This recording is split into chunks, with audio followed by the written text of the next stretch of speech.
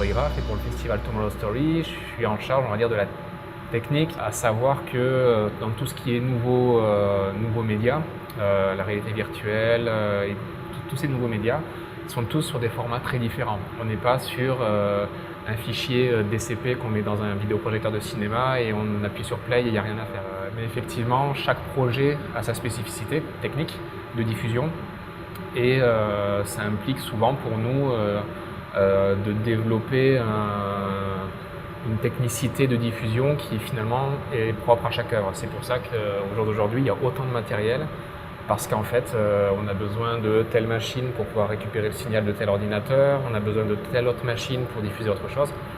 Donc oui, on est toujours en train dès qu'on a envie de pouvoir présenter une nouvelle œuvre, il faut qu'on l'analyse, voir ce qui techniquement est possible, pas possible, et qu'on invente des fois des systèmes de diffusion pour que ça puisse marcher. Donc, il y a vraiment la technicité de l'œuvre et aussi dans le concept du festival, on a à cœur d'essayer de rajouter une certaine couche un peu de médiation et d'interactivité pour rendre des œuvres qui sont individuelles à l'origine dans son casque collectives. Et l'une des idées pour rendre ces œuvres collectives, c'est de pouvoir proposer aux gens d'être acteurs et donc d'avoir des possibilités des fois de vote ou d'interaction dans ce qu'on est en train de diffuser. Donc c'est encore une autre partie technique qu'on vient encore rajouter au simple fait de diffuser une œuvre. Voilà, il y a de plus en plus de productions où le spectateur est acteur. Alors nous, on a essayé sur certaines productions par rapport à l'association, de rajouter cette couche où le spectateur ne subit pas simplement ce que va faire l'expérimentateur en salle, mais peut aussi donner un peu son avis et faire des choix. Mais il y a déjà des productions qui incluent le fait que le spectateur décide de ce qu'il veut voir. Alors il y a plusieurs formes. Il y a soit il décide d'un axe de caméra, mais l'histoire ne change pas. Mais il y a aussi des productions où, avec son téléphone, on peut choisir ce que le héros de l'histoire va faire. C'est le cas dans Late Shift, qui est diffusé ce soir, où voilà, il y a plusieurs fins possibles et le spectateur est réellement acteur du film. Donc soit tout seul sur sa tablette, soit aussi en collectif. C'est-à-dire qu'en collectif, chacun vote et c'est à la proportion supérieure de votes que le choix est fait. Mais c'est déjà en cours et ça va certainement se démocratiser. Plus précisément, dans un sens, il devient un peu réalisateur. C'est-à-dire que le scénario il est fait, il y a déjà toutes les possibilités de scénario qui s'entrecroisent, qui sont déjà faites. Et effectivement, le spectateur n'est plus simplement un spectateur, il peut devenir un peu réalisateur du film qu'il a envie de vivre. Après, bien sûr, il est guidé. Après, il y aura peut-être un jour où finalement il n'y a pas forcément des questions, où il faut répondre telle ou telle action et où il y a peut-être d'autres moyens. On va se rapprocher un peu du jeu vidéo aussi, où on est plus libre, souvent des fois dans un jeu vidéo. Mais c'est quand même scénarisé ça reste des productions de visuels cinématographiques qui sont scénarisées. Là on a le vidéoprojecteur, donc ça c'est la partie Gaumont, donc qui projette l'image dans la salle.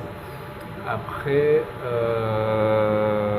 donc on a nous installé une régie en bas, en salle, c'est-à-dire que les expérimentateurs en fait, pour la plupart des œuvres, vont les diffuser depuis la salle. Parce qu'il y a besoin d'avoir l'interaction avec le public.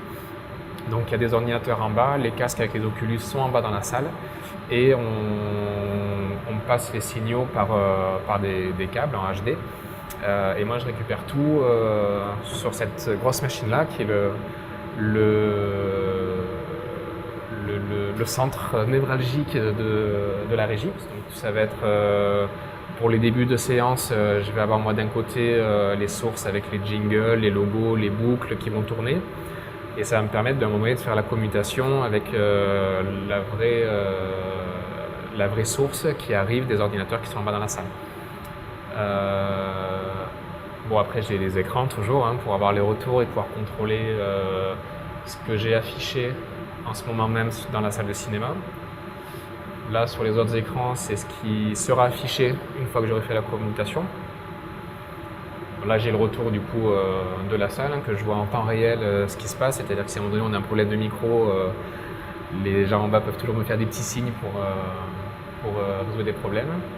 Et après ici, que vous ne voyez pas, c'est un ordinateur tout simplement, avec un un système, un logiciel de gestion de médias en fait, qui me permet, moi j'ai toute ma bibliothèque de boucles, d'affiches, de background, et ça me permet d'enchaîner tout ça en fait de manière plus ou moins automatique, et en attendant de vraiment faire la communication sur l'œuvre. Voilà, après bon, tous les systèmes sont pilotés des fois par la tablette, des fois par des contrôleurs, il y a plein de choses. Et après la console son tout simplement. De la machine qu'on appelle un scaler à l'entrée, le son passe dans la console. Là je règle les micros des intervenants et le son de l'œuvre. Voilà. Et après tout ça part, la partie audio part ici, et c'est ça en fait, ça c'est ce qui est connecté au vidéoprojecteur, et en fait c'est la partie Gaumont. Le vidéoprojecteur et ça c'est la partie son des films traditionnels en fait. Donc nous on est venu se brancher sur le vidéoprojecteur pour la vidéo et sur cette machine là l'audioprocesseur pour diffuser l'audio. Voilà. Mais en fait on a débranché les câbles du Gaumont et on est venu installer notre régie dessus. Le côté rendre actif le spectateur, c'est autre chose, parce que je pense qu'il y a plus d'implication, c'est plus prenant. Peut-être que les personnes à la sortie en parleront peut-être plus, auront peut-être envie d'aller plus loin, d'expérimenter différentes choses, peut-être en parleront plus aussi autour d'eux. Je sais pas, c'est des nouvelles approches. Je pense que nos enfants, quand ils seront à nos âges, ils n'auront que des productions où ils seront complètement acteurs. Alors après, faut pas non pousser peut-être trop à l'extrême, hein, mais voilà, disons qu'aujourd'hui, ça ouvre quand même des belles perspectives en termes de réalisation. Ça ouvre vraiment des choses intéressantes.